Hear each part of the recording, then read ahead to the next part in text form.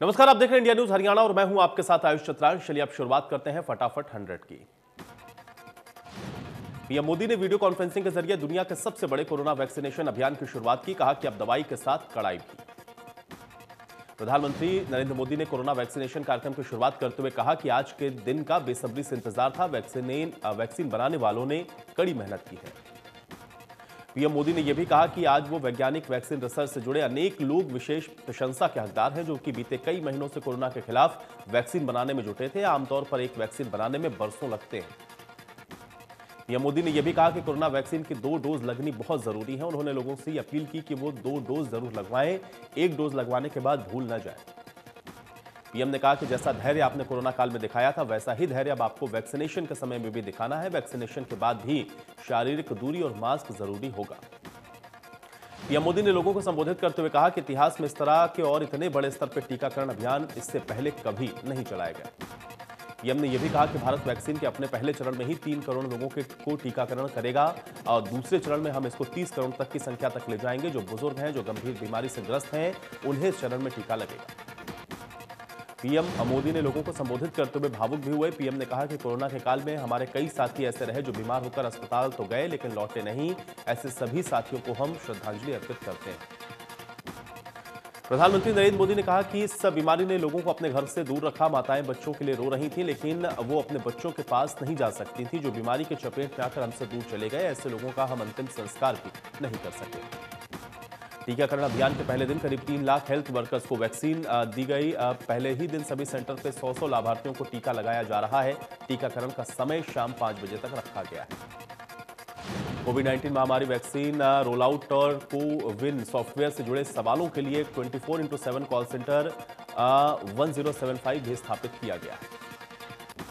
केंद्र सरकार की ओर से जारी निर्देश के मुताबिक वैक्सीन सिर्फ 18 साल उससे ज्यादा उम्र के लोगों के लिए है। दूसरी खुराक उसी वैक्सीन की होनी चाहिए जिसकी पहली डोज ली गई, यानी कि वैक्सीन के इंटरचेंजिंग की अनुमति नहीं। केंद्र सरकार के निर्देश के मुताबिक वैक्सीन की जिम्मेदारी संभाल रहे लोगों को 14 दिन के अंतराल से अलग किया जाना चाहिए। एम्स में सबसे पहले टीका सैनिटेशन डिपार्टमेंट के कर्मचारी मनीष कुमार को लगाया गया। इसके साथ ही मनीष कुमार कोरोना वैक्सीन लेने वाले देश के पहले नागरिक बने।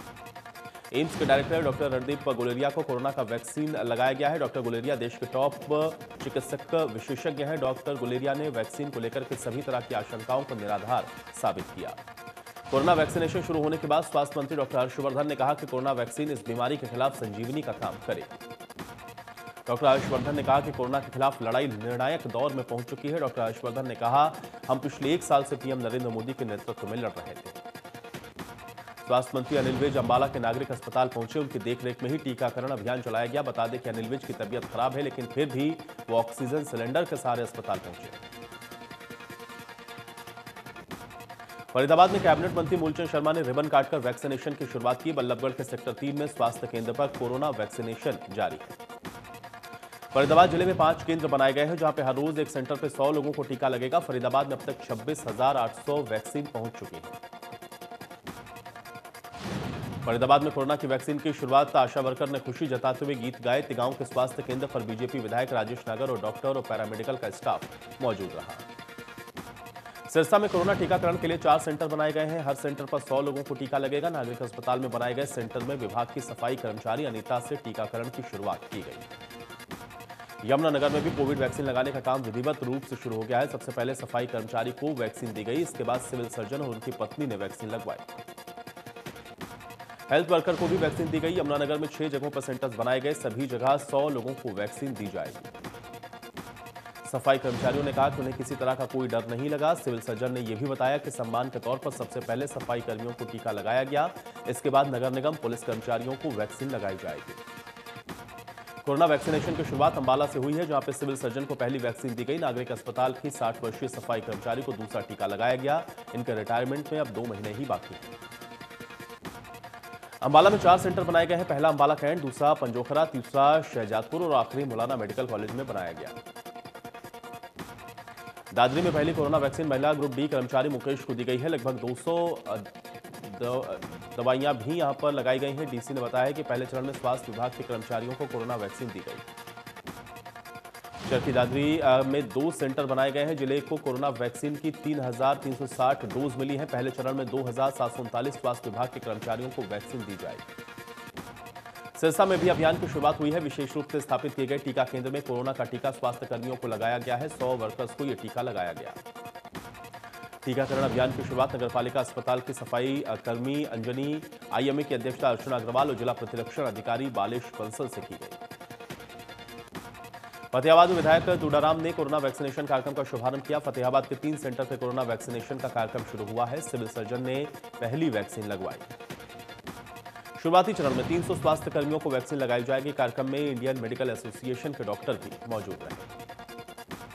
रादौर के सरकारी अस्पताल में वैक्सीनेशन का अभियान शुरू किया गया है। साइट बिजी होने की वजह से मैनुअल तरीके से वैक्सीन देने का काम हुआ। अस्पताल में 99 लोगों का टीकाकरण किया गया। भिवानी सहित पूरे देश में पीएम मोदी के संदेश के साथ कोरोना वैक्सीनेशन की शुरुआत हो गई है। भिवानी डीसी ने उम्मीद जताई है कि भिवानी जिला सबसे पहले कोरोना फ्री होगा। मुख्यमंत्री मनोहर लाल ने कहा कि प्रदेश में फिल्म सिटी खोलने की योजना पर काम किया जा रहा है। इसके लिए 50 से 100 एकड़ तक जमीन भी निर्धारित की गई। सीएम मनोहर लाल ने कहा कि हरियाणवी कलाकारों को प्रोत्साहित करने के लिए राज्य स्तर पर हर साल एक अवार्ड भी दिया जाएगा और कला के प्रोत्साहन के लिए हर तरह की मदद दी जाएगी। पब्लिसिटी सेल के ओएसडी गजेंद्र फोगाट के नेतृत्व में हरियाणवी लोक कलाकारों के एक समूह ने मुख्यमंत्री मनोहर लाल के साथ मुलाकात की। इस दौरान सीएम ने यह बात कही। नूह में साल दर साल लिंगानुपात में सुधार हो रहा है। नूह जिला प्रदेश की सूची में तीसरे स्थान पर बरकरार है। दूसरे नंबर पर पंचकुला और पहले नंबर पर सिरसा जिला है। उप सिविल सर्जन ने बताया कि नूह में स्वास्थ्य विभाग की टीम अन्य कोख के कातिलों के खिलाफ खूब कार्रवाई की है। बेटों के मुकाबले बेटियां किसी भी क्षेत्र में कम नहीं है। सिरसा के डिस्ट्रिक्ट एड्स कंट्रोल सोसाइटी के द्वारा राष्ट्रीय युवा दिवस के उपलक्ष्य में शहीद भगत सिंह स्टेडियम में साइक्लोथॉन का आयोजन किया गया, जिसमें कई कॉलेज अन्य रेड रिबन क्लब के छात्र छात्राओं ने हिस्सा लिया। रैली के माध्यम से संदेश दिया गया कि आओ मिलकर एचआईवी और सिफिलिस की जांच करवाएं, क्योंकि युवा स्वस्थ तो देश स्वस्थ। सोना में कोरोना की वैक्सीन 16 जनवरी से नहीं 18 जनवरी से लगाई जाएगी। 100 लोगों को वैक्सीन दी जाएगी। वैक्सीन के लिए विभाग ने विशेष तैयारियां शुरू कर दी। 26 जनवरी को दिल्ली में हजारों ट्रैक्टर के साथ किसान कालावाली पहुंचेंगे। जब तक केंद्र की सरकार तीनों काले कानून वापस नहीं लेगी, तब तक किसान का विरोध प्रदर्शन जारी रहेगा। जींद के संडिल गांव में मामूली कहासुनी के चलते शमशान घाट पर बड़े भाई ने छोटे भाई की गर्दन पर कुल्हाड़ी से वार करके उसकी हत्या कर दी है। पुलिस ने मृतक की बहन की शिकायत पर केस दर्ज किया। आरोपी वारदात के बाद से फरार है। पुलिस को ये दिए बयान में मृतक की बहन ने बताया कि शराब के नशे में दोनों भाइयों में किसी बात को लेकर झगड़ा हुआ। इसी दौरान बड़े भाई ने वारदात को अंजाम दे दिया। करनाल के नगला मेगा गांव में हादसा हो गया है। ट्रक घर के अंदर ही घुस गया। हादसे में घर की दीवार और लिंटर गिर गया। महिला को चोट आई, जबकि बच्चे इसमें बाल बाल बच गए। इनेलो नेता अभय चौटाला ट्रैक्टर यात्रा के दौरान नरवाना पहुंचे, जहां उन्होंने बदोवाला टोल प्लाजा पर बैठे किसानों को संबोधित किया। उन्होंने कहा कि केंद्र सरकार किसान आंदोलन को लंबा खींचना चाहती है, ताकि किसान परेशान होकर घर वापस चला जाए। अभय चौटाला ने कहा कि प्रधानमंत्री को किसानों की बात को मानने ही पड़ेगी। तीनों काले कानून वापस लेने होंगे। उन्होंने कहा कि अगर सरकार वक्त रहते कानून वापस नहीं लेती है तो मामला और ज्यादा तूल पकड़ेगा। अभय चौटाला ने दुष्यंत चौटाला पर निशाना साधते हुए कहा कि जो परिवार से गद्दारी कर सकता है वो किसान और देश का कैसे हो सकता है। अभय चौटाला ने कहा, हमारे दादा ने तो प्रधानमंत्री तक का पद छोड़ दिया था। हिसार में प्रधानमंत्री नरेंद्र मोदी से वर्चुअल संवाद के द्वारा कोरोना वैक्सीन की शुरुआत हुई। इस अवसर पर डिप्टी स्पीकर रणबीर गंगवा, हिसार के विधायक कमल गुप्ता सहित सभी अधिकारी मौजूद रहे। दिल्ली एनसीआर में घने कोहरे का प्रकोप लगातार जारी है। दिल्ली में कई जगहों पर महज 2 से 3 मीटर की विजिबिलिटी देखी गई है। राहगीरों को मुसीबतों का सामना करना पड़ा है। कोहरे के साथ ठिठुरन बढ़ रही है। मौसम विभाग की माने तो 18 जनवरी को विजिबिलिटी में सुधार होने की संभावना है। मौसम विभाग के मुताबिक वीकेंड पर अधिकतम तापमान 20 और न्यूनतम तापमान 4 डिग्री के आसपास रह सकता है। इसके अलावा कई इलाके शीतलहर की चपेट में आ सकते हैं। अगले सप्ताह न्यूनतम तापमान 5 से 8 डिग्री के बीच बना रहेगा। सिरसा के राजकीय महिला महाविद्यालय में चल रहा 3 दिवसीय प्रतिभा खोज कार्यक्रम शनिवार को संपन्न हुआ है। 3 दिनों तक चले कार्यक्रम के दौरान डांसिंग, सिंगिंग और पेंटिंग सहित अन्य प्रतियोगिताओं का आयोजन किया गया। इस प्रतियोगिता में कॉलेज के छात्राओं ने सांस्कृतिक प्रस्तुतियां देकर खूब वाहवाही लूटी। Solo dance, bhangra, group dance, painting में कॉलेज छात्राओं ने प्रतिभा दिखाई। इन प्रतियोगिताओं में पहला, दूसरा और तीसरा स्थान पर रहने वाले छात्रों को विश्वविद्यालय स्तर पर आयोजित होने वाली प्रतियोगिताओं में शामिल होने का मौका मिलेगा। रोहतक में घने कोहरे की चादर छाई हुई है। वाहन सड़कों पर रेंग कर चल रहे हैं। कोहरे के कारण विजिबिलिटी जीरो हो गई। हरियाणा स्टाफ सिलेक्शन कमीशन ने ग्राम सचिव के एग्जाम को रद्द कर दिया है। 9 और 10 जनवरी को ये एग्जाम हुए थे। भर्ती में कई तरह की नकल के केस सामने आए थे। इसको देखते हुए हरियाणा स्टाफ सिलेक्शन कमीशन ने इन भर्ती को रद्द कर दिया और इनके एग्जाम को दोबारा किए जाने का ऐलान किया गया। हरियाणा विद्यालय शिक्षा बोर्ड की 19 जनवरी को आयोजित की जाने वाली एक दिवसीय परीक्षा की तैयारियां बोर्ड ने पूरी कर ली हैं। प्रदेश भर में 124 परीक्षा केंद्र बनाए गए हैं। इन परीक्षा केंद्र पर 26,000 से ज्यादा परीक्षार्थी परीक्षा देंगे। परीक्षा में नकल मिलने पर एफआईआर होगी। 10वीं और 12वीं की मर्सी चांस की ये परीक्षा होगी, जिसमें आधा घंटा पहले पहुंचना होगा और बिना मास्क के एंट्री नहीं मिलेगी। बोर्ड अध्यक्ष ने भी बताया कि विशेष अवसर की इस परीक्षा के लिए 26,000 परीक्षार्थियों ने ऑनलाइन आवेदन किया है। इसमें सेकेंडरी में 15,847 और सीनियर सेकेंडरी में 10,213 परीक्षार्थी शामिल। रोहतक की जनता कॉलोनी में 3 बदमाश एक ज्वेलरी की दुकान से 2 किलो चांदी, सोने के जेवरात और 8,000 रुपए लूट कर फरार हो गए। ज्वेलर्स की दुकान के पास स्कूल में लगे सीसीटीवी कैमरे में तीनों बदमाश घटना को अंजाम देकर बाइक पर भागते हुए कैद हो गए। इसके बाद ज्वेलर्स ने तीनों बदमाशों को पहचाना है। फिलहाल पुलिस इस मामले की जांच में जुटी है। सोनीपत के वार्ड संख्या 3 में जिला पार्षद का चुनाव लड़ने की तैयारी कर रहे सेक्टर 23 निवासी दिल्ली पुलिस के जवान को व्हाट्सएप कॉल और 25 लाख रुपए रंगदारी मांगने का मामला सामने आया। गुरुग्राम में जरूरतमंद लोगों को मदद पहुंचाने के लिए कैनविन फाउंडेशन ने शहर भर में एक अभियान की शुरुआत की है। कैनविन फाउंडेशन की टीम ने रेलवे स्टेशन और बस स्टैंड पर कड़कती ठंड में रात बिताने वालों के बीच पहुंचकर उनको कंबल मुहैया करवाए। इस दौरान कैनविन फाउंडेशन के सह संस्थापक नवीन गोयल ने लोगों से अपने अपने सामर्थ्य के हिसाब से जरूरतमंदों को मदद करने की अपील भी की। करनाल में एसटीएफ हिसार की टीम को बड़ी कामयाबी हाथ लगी है। एसटीएफ हिसार की टीम ने करनाल मेरठ रोड से एक ट्रक से 30 किलो अफीम बरामद की है। एसटीएफ ने 2 आरोपियों को भी गिरफ्तार किया है, जो कि पटियाला के रहने वाले हैं। बरामद की गई अफीम की कीमत बाजार में 50 लाख रुपए के आसपास बताई गई। हादसे पुलिस ने कॉलेज के सामने कई कैफों पर छापे मारकर जांच की। कैफे मालिक के कैफे में चल रही अनियमितताओं को लेकर के आदेश दिया। अगर कुछ गलत पाया गया तो कैफे मालिक के खिलाफ कानूनी कार्रवाई भी की जाएगी। भिवानी में लंबित मांगों को लेकर नगर परिषद के सफाई कर्मचारियों ने शहर में प्रदर्शन करते हुए अपनी मांग को पूरा किए जाने की मांग की है। सफाई कर्मचारियों ने प्रदर्शन करते हुए लघु सचिवालय पहुंचकर उपायुक्त को ज्ञापन सौंपा है। गोहाना में एक युवती के साथ पड़ोस में रहने वाले युवक पर जबरदस्ती उसके घर में घुसकर रेप करने का मामला सामने आया है। पुलिस ने युवती की शिकायत पर आरोपी युवक के खिलाफ मामला दर्ज करके जांच शुरू कर दी है। कुरुक्षेत्र में किसान आंदोलन को समर्थन देने के लिए अनोखा प्रदर्शन किया गया है। किसान आंदोलन को समर्थन देते हुए किसान हाथों में तख्ती लेकर खड़ा है। इस पर लिखा है कि हॉर्न बजाकर किसानों को अपना समर्थन दे।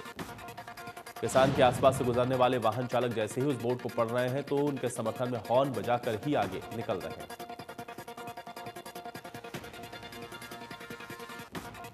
स्वास्थ्य विभाग के द्वारा नागरिक अस्पताल में बने पीपी सेंटर में कोरोना वैक्सीन लगाने का अभियान शुरू किया गया है। इसके तहत सबसे पहले नागरिक अस्पताल के एसएमओ डॉक्टर हरविंदर सागू ने वैक्सीन लगाकर अभियान की शुरुआत की। झज्जर जिले में मंचलों के खिलाफ शिकंजा कसते हुए पुलिस सब एक्शन के मोड में नजर आ रही है। बहादुरगढ़ पुलिस ने बुलेट पर स्टंट करने वाले करीब 10 से 12 मंचलों को पकड़ा और उनकी बुलेट को भी कब्जे में ले लिया। पुलिस ने आधा दर्जन बुलेट के चालान काटते हुए 34,000 से लेकर 44,000 रुपए तक का जुर्माना भी ठोका है। इस दौरान एसपी ने आगे भी पुलिस के द्वारा इस प्रकार से अभियान चलाए जाने की बात कही। बदला के गांव छाया में लगभग 100 एकड़ में सरकार की तरफ से गो अभ्यारण्य बनाया जाएगा। इसमें फरीदाबाद और पलवल जिले से तकरीबन 10,000 गायों को रखने की क्षमता होगी। व्हाट्सएप ने अपनी पॉलिसी में बदलाव को लेकर बड़ा ऐलान कर दिया है। फेसबुक की स्वामित्व वाली मैसेजिंग ऐप व्हाट्सएप ने फिलहाल अपनी होने वाले बदलाव को टाल दिया है। कंपनी 8 फरवरी से अपनी नई प्राइवेसी पॉलिसी लागू करने वाली थी। इसके लिए यूजर्स को टर्म्स एंड कंडीशन का मैसेज पॉपअप हो रहा था और उसे स्वीकार करना जरूरी था। कंपनी का कहना है कि प्राइवेसी पॉलिसी में बदलाव को लेकर यूजर्स के बीच कई सवाल और कंफ्यूजन है। इसके चलते फिलहाल के लिए इसको स्थगित किया जा रहा है ताकि यूजर्स को इसे रिव्यू करने और उसको समझने के लिए थोड़ा समय मिल सके। सेना दिवस के मौके पर भारतीय सेना सेनाध्यक्ष मनोज मुकुंद नरवणे ने चीन और पाकिस्तान को स्पष्ट संदेश दिया कि हमारे धैर्य की परीक्षा न लें। दिल्ली के करियप्पा परेड ग्राउंड में परेड का निरीक्षण और सैनिकों को उनकी वीरता के लिए सम्मानित करने के बाद नरवणे ने संबोधन में दोनों पड़ोसी देशों की नापाक हरकतों पर टिप्पणी की। भारत और ऑस्ट्रेलिया के बीच खेला जा रहा चौथा टेस्ट मैच बारिश ने इसमें दखल दे दी। ऑस्ट्रेलिया ने पहली पारी में 369 रन बनाए। इसके जवाब में भारत ने 2 विकेट पर 62 रन बनाए। भारी बारिश के कारण चाय के ब्रेक तक खेल नहीं हो सका है। उस समय भारत का स्कोर 2 विकेट पर 62 रन था। दूसरे दिन की बारिश के कारण 35 ओवर का खेल धुल गया। रविवार को आधे घंटे पहले भारतीय तीसरे दिन का खेल शुरू होगा। रोहित शर्मा ने शानदार शुरुआत करते हुए 74 गेंद में 44 रन बनाए हैं, लेकिन एकाग्रता टूटने का उन्हें खामियाजा भुगतना पड़ा है। 100वां टेस्ट खेल रहे नाथन लियोन ने उन्हें डीप में मिशेल स्टार्क के हाथों लपकवाया। इससे पहले शुभमन गिल 7 ने पैट कमिंस की गेंद पर स्टीव स्मिथ को कैच थमाया। हरियाणा में एक दिन में 161 नए कोरोना के केस मिले हैं। 7 लोगों की मौत हुई है। कुल मरीजों का आंकड़ा 2,65,000 के पार। देश में एक दिन में सामने आए 16,000 से ज्यादा नए केस, 176 लोगों की मौत। कुल मरीजों की संख्या हुई 1,05,00,000 के पार। महाराष्ट्र में एक दिन में मिले कोरोना के 3,145 नए केस, 45 लोगों ने तोड़ा दम। महाराष्ट्र में अभी भी एक्टिव केस 52,000 से ज्यादा। दिल्ली में एक दिन में गई 10 लोगों की जान, 295 नए केस मिले। कुल मरीजों की संख्या हुई 6,31,000 के पार। उत्तर प्रदेश में कुल मरीजों की संख्या हुई 5,95,000 के पार। अब तक 5,77,000 से ज्यादा मरीज हुए ठीक। पूरी दुनिया में कोरोना ने मचाया है हाहाकार। लगातार बढ़कर कोरोना के मरीजों की संख्या हुई 9,43,00,000। कोरोना के चलते 20,17,000 से ज्यादा लोगों की मौत।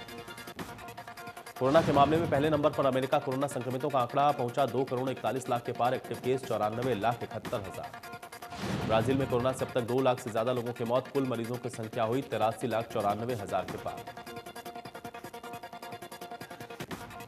रूस में कोरोना के चलते 64,000 से ज्यादा लोगों ने गंवाई अपनी जान। रूस में अब तक 29,09,000 से ज्यादा लोगों ने कोरोना को दी मात।